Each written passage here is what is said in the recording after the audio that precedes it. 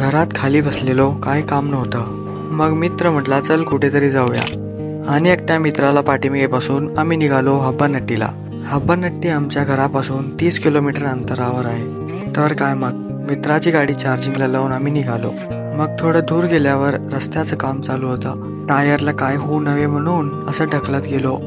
हे बघा कसं चढा लागलेत. आम्ही मुलं कुठं बी बाहेर गेलो आणि गप बसलो असं होऊच शकत नाही. ह्यो तर चढून नाचायलाच लागला. मग थोडं पुढे गेल्यावर ही ब्रिज लागली. या ब्रिजवरून पुढे आल्यावर आम्ही पोचलो हब्बानट्टीला.